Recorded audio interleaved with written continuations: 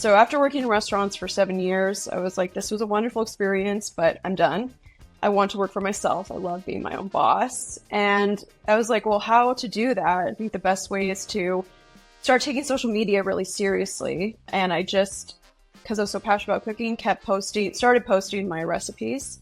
And then just like started growing my following little by little. And then eventually started developing recipes for a living. And then because of the pandemic, I feel like suddenly an influx of food influencers popped out of nowhere. And I was just like, I love to cook, but I think this is getting really oversaturated. And I was just like, well, I'm a certified somm. Why don't I just start posting my wine content on TikTok? Because that's when a lot of people were also now realizing TikTok was like the place to be, but still not wine influencers. So I was like, perfect. How did a culinary school graduate go from being a server at a Michelin-starred restaurant to being one of the world's most popular online wine influencers? Let's find out on The Spirit Guides. Lucia Palm is known as Lucia Loves Wine on Instagram, TikTok, and beyond. Hundreds of thousands of followers make their wine choices based on her recommendations, especially because her specialty is inexpensive bottles at places like Costco and Trader Joe's. Now she's got brand deals flowing like a lovely Malbec. She is living that Spirit Guide life.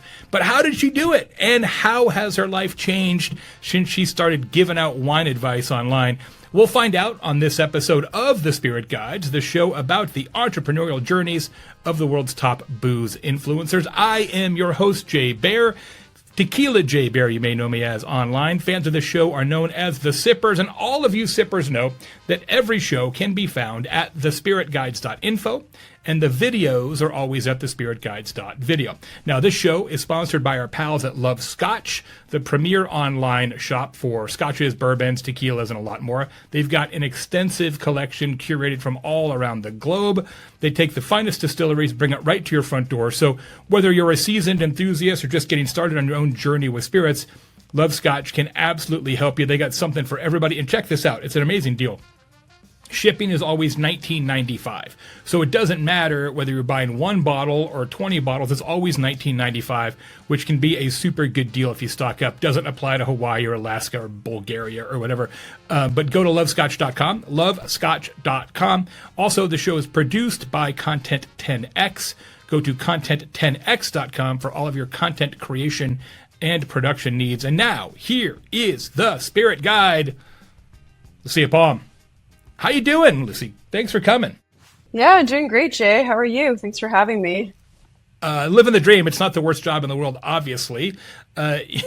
You are, of course, a big food and wine fan. Like, how did that start? Were you, like, making recipes as a child? Like, what steered you to go to culinary school at CIA?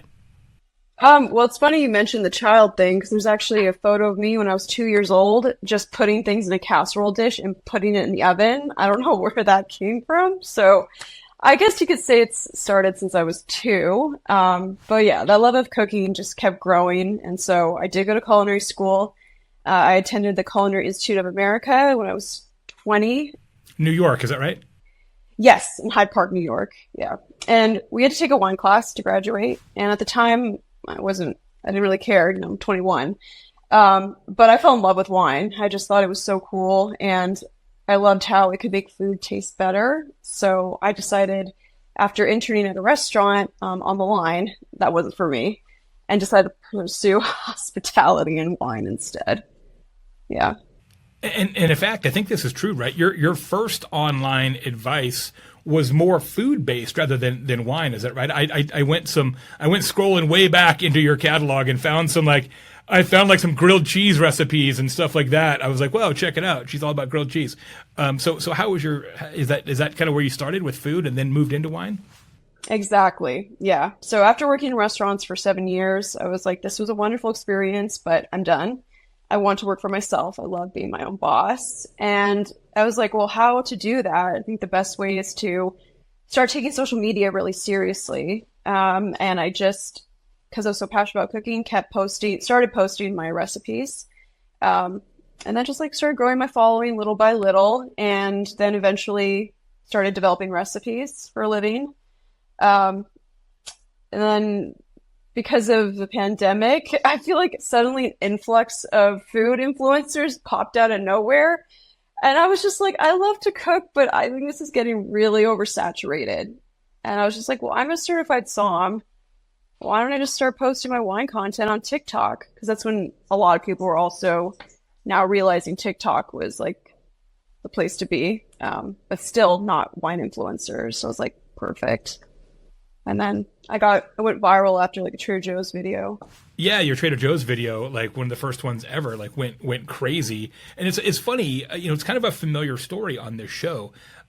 Almost everybody who we've talked to here on the Spirit Guides had like an early video that went really, really well, and that was sort of the catnip necessary to be like, oh, well, maybe I'm good at this. But then, of course, your next 30 videos don't do anything. You're like, oh, maybe that was the exception, not the rule. Like that's the hard part, right? Yeah. Just can't give up, you know? Yeah, that's it. Just keep That's going. You Yeah. got to keep plugging away. Were you good at social? Sort of before you started making food and wine videos, or did you have to sort of teach yourself social at the same time? I think that I was like good enough because I did get like really nice brand deals. Like I did one with like the Feed and Food 52 featured my work. But I mean, clearly nowhere near the success I've had with wine. And I was just focusing on like showing, as I'm sure you saw, it was mostly pictures of my food. Um, and then even again, it was just like the videos of just the food and I don't know, it was something shifted when I just started showing my face, like pretty much all the time, and then adding the wine element into it. It's interesting. I'm sure you've seen this. Kind of felt more naturally to me. Yeah. Yeah, I'm sure you've seen this trend more recently where people are actually not showing their face, right? And that's sort of like the new thing where you just show product or you just show recipe or you just show whatever your deal is in social, and you don't have any people in the video, which I find really interesting. So you've kind of like full circle, right? You started with not you, then you, but you're so great on camera that I presume you're always going to have you be in the videos, and you should. Yeah. I mean, that is my brand. I would love to have my own TV show, online show, something like that, right? So it's like even though I'm sorry, I do think it's easier to show a product. I think it's really hard to put yourself out there, as I'm sure you know, on camera, you know? But if there is a certain goal you have in mind, I do think that's necessary, which I think is important for these viewers to know as well, if they have certain aspirations where they want to be that kind of brand. When you switched over to wine, like how soon did you realize, oh, this is like potentially like a real business, not just a fun project and a hobby? Was it just like this? I know you had a video earlier, as I just mentioned, that went really well. Did you sort of realize like, okay, I know how to monetize this?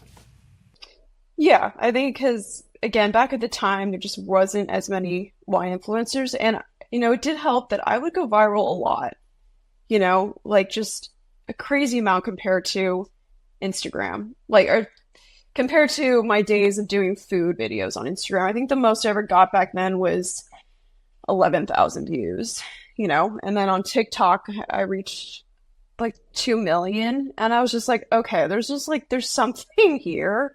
And I just also just love doing it. I had a lot of fun. I love to drink wine. And yeah, I was just like, okay, wine brands started paying me to talk about their wine. And I was like, this is also a lot easier than having to come up with a whole recipe. And I'm enjoying it a lot. So I was like, absolutely, I have to just keep doing this. And I really loved showing my face and like showing like who I was, like, and having that be my brand. One of the things that really distinguishes your content, I touched on it in the show open, is that you often do go to places that have inexpensive wine, right? So you'll go to Trader Joe's and Costco and that sort of style of retailer. How did that happen, and why did you go down that road? Well, I want to say the idea came to me when I was at Trader Joe's one day, and I just saw like this really nice like looking couple, but they were just staring blindly at the wine aisle. Like they had like, oh, should we get a rosé? Like, should we get that? Like they just didn't know anything. And I was like, that is the majority of people. Like, and I took off my Somm hat, and I was like, putting myself in their shoes. I was like, yeah, how are you supposed to know what to buy? Like, I think a wine aisle, if you don't have wine knowledge, like just or even limited, is going to be so just like challenging and overwhelming. So I was like, I think that day I went and made a Trader Joe's wine video, and then that just like blew up. That is amazing. Well, and it makes sense because if you're buying wine at Trader Joe's, you're not buying wine at Total Wine or Bevmo or a local independent retailer. You're probably not supremely wine savvy to begin with if that's kind of the place that you're shopping. And then the thing about Trader Joe's is a lot of the brands, at least as I understand it, are kind of Trader Joe's brands, or they're not wine brands that you might see all over the place. And so you're like, I never heard of any of these. And so I don't really know what to go on. So it's such a service to that community. Do they change their brands out a lot? I mean, are you having to go back constantly and like, here's the next batch of ones you got to look for? Not as much as I would think. I've noticed that new wines will come in like with every season. Essentially, there'll be maybe two or three new wines. But I've noticed, I don't have to check in too much, and I know their selection pretty well. I'm sure you do. Yeah. I've also done so many wines of theirs now where I don't do them as frequently. Like I'm going to always do them still, because I know that they can also reach more people, because it's just people have access to them that they don't have with other wines. But then, there's like I just did a Trader Joe's orange wine video, and I was really happy with their orange wine that they just came out with. It was a great video. I just watched it the other day. It was excellent. Oh, yeah. Thank you. Yeah. Do you always go to the same Trader Joe's or Costco? Or do you like mix it up in the greater LA region? Or do they like see you in the parking lot? Like, oh man, here she comes again. I know. I've actually been having to mix it up because in the last like 2 years, I've lived in 3 different places. So my fiance and I were on the west side for a bit, and now we're in Pasadena. So, but even in Pasadena, I will rotate around because I do think certain Trader Joe's will have different selections than others. It'll be subtle, but that does happen. Yeah. Costco too, sometimes has different. Costco too. I know. Oh my God, I haven't done a Costco video in a while. It's just far now, and I've just been so busy with wedding planning. But yes, I need to start doing that again. Speaking of wedding planning, does your fiance shoot the videos for you? Is he on camera, or is it selfie style, or who's holding the gear? It's mostly selfie style, or just me propping my phone up against a window. But he has helped, and if he's there, I'll ask him, and he's more than happy to help. But he's usually at his job, and I'm here at mine at home. Yeah. One of the things that's cool about your content is you tend to, at least in my estimation, have longer captions than a lot of other people who create spirits content, which is obviously super useful to the viewer.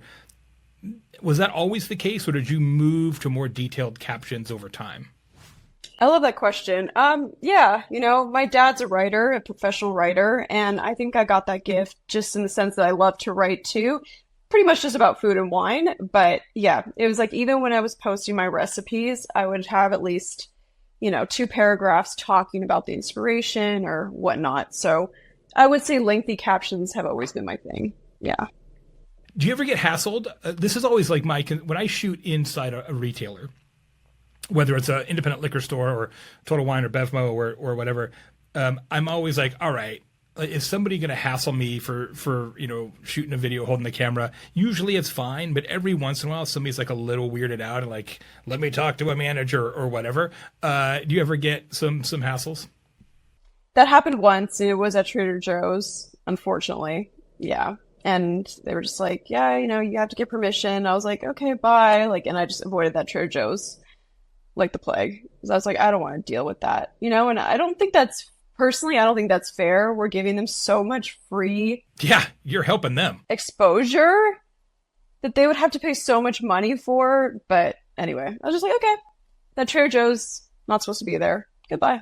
And then since it hasn't happened, and this was like a year and a half ago, so I'm slick though. Like I'm not obvious.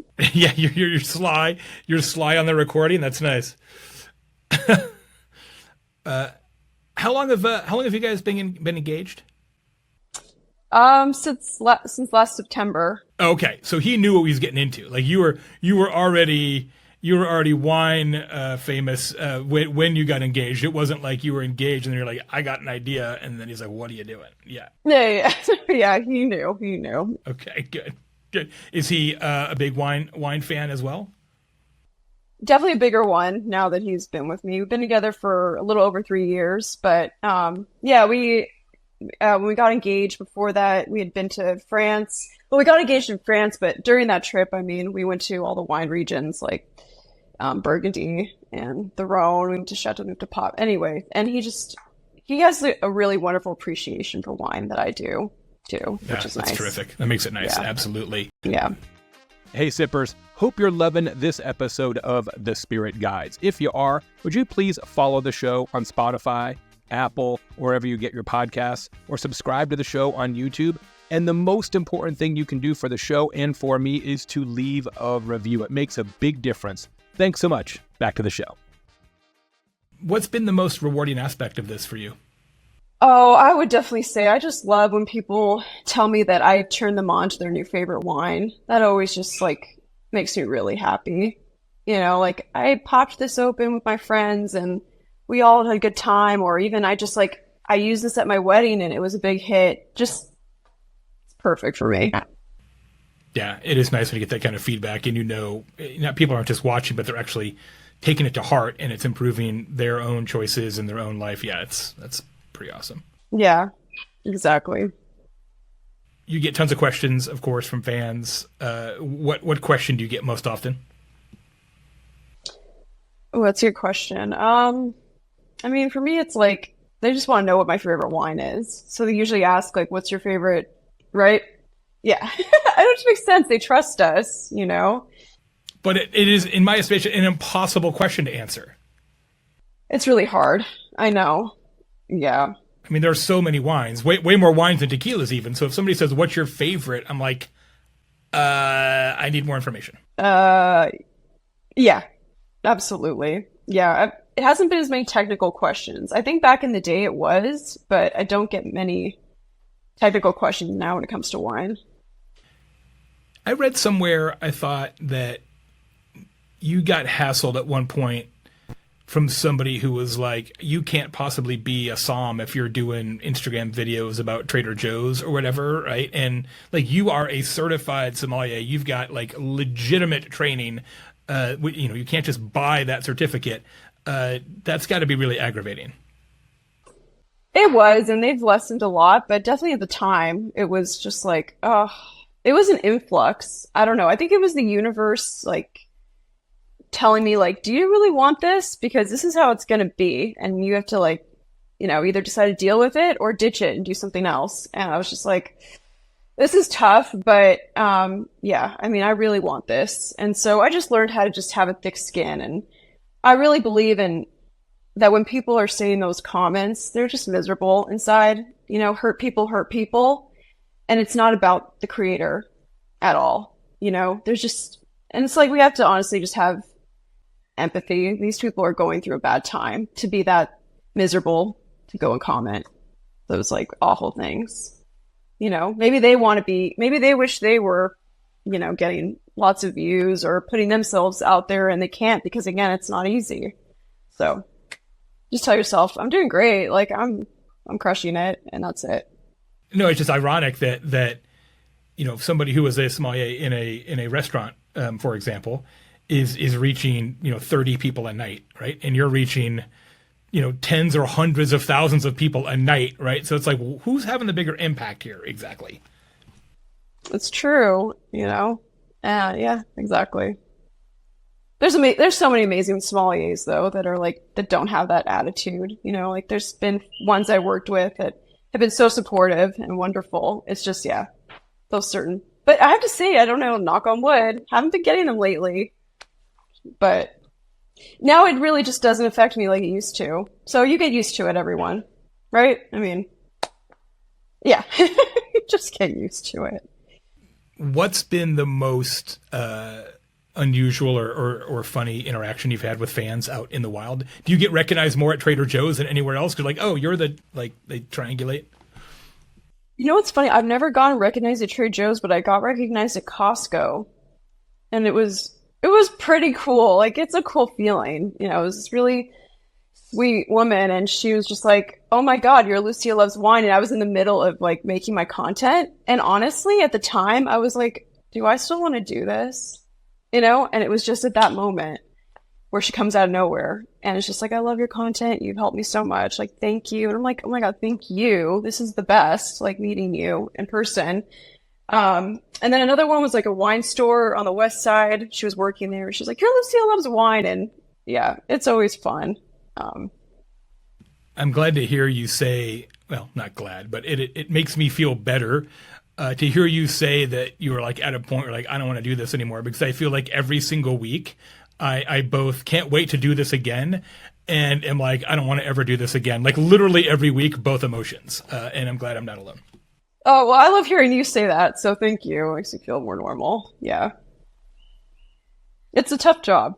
It's harder than people think. I'll say that. I'm not bitching at all. It's an awesome gig, and I got tons of free tequila. That's for sure. But it's you know, you have to feed the monster, right? You can't be like, hey, I'm just gonna not do anything for 2 weeks. Like there's just no such scenario that's gonna work, right?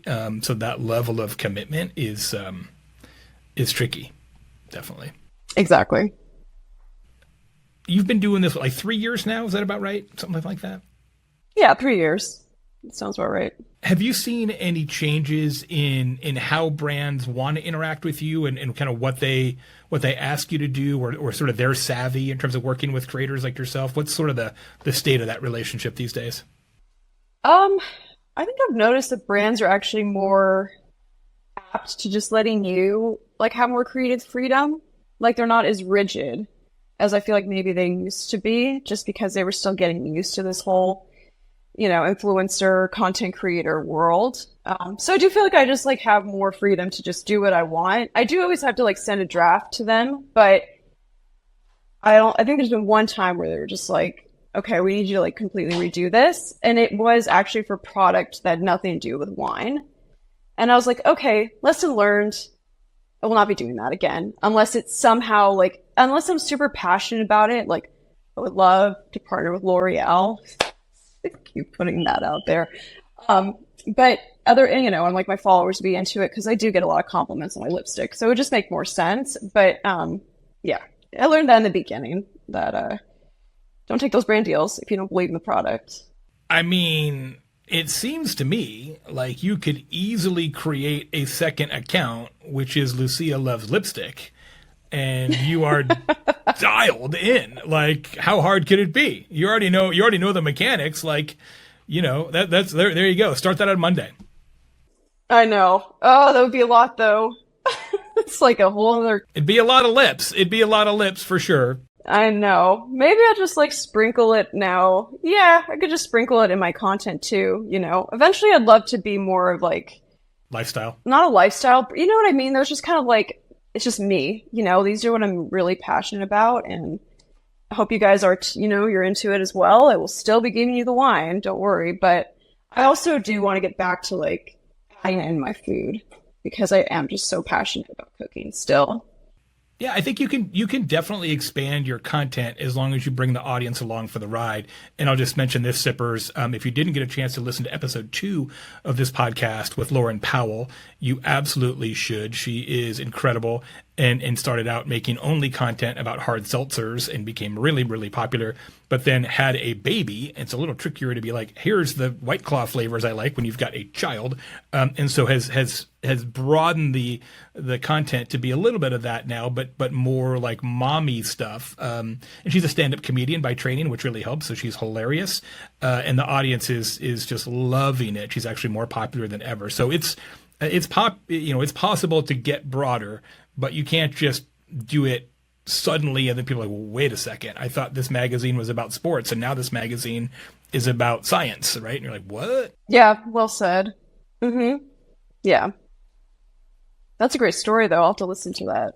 Oh, she's amazing. Yeah, it's a great episode. Episode 2 of The Spirit Guides. So tell me about the rest of your family and what they think of this whole career. I think it's a little challenging to describe this role to your Grammy or somebody, right? So how does everybody feel? How does everybody feel about Lucia Loves Wine these days? Well, I would say my dad is really proud of me. He's always telling people about what I do, and my mom too. I mean, they both have been really supportive.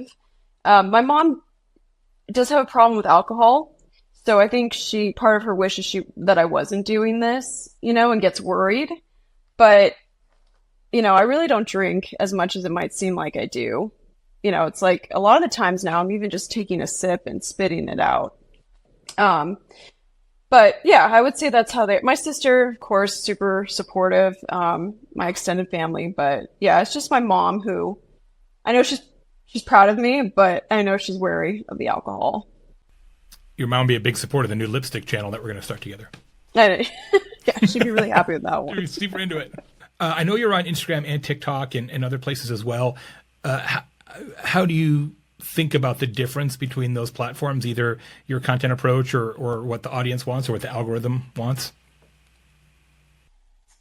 You know what? I think my fiance actually described this perfectly. He was like, TikTok's like a highway where Instagram is like your backyard and everyone's like hanging out. And I really feel that way. I think TikTok is like, personally, I think TikTok's become so, first of all, I don't know what's going on with them, honestly. I feel like they've turned into like QVC meets social media, where it's like, if you're not promoting one of their products from China, they're like, all these companies from China that want you to promote, which by the way, I probably get like 30 emails a day from China saying, where are, tank top or whatever. And I know that that's what TikTok wants, is for influencers and content creators to showcase it. And I just keep saying, no, I'm not interested.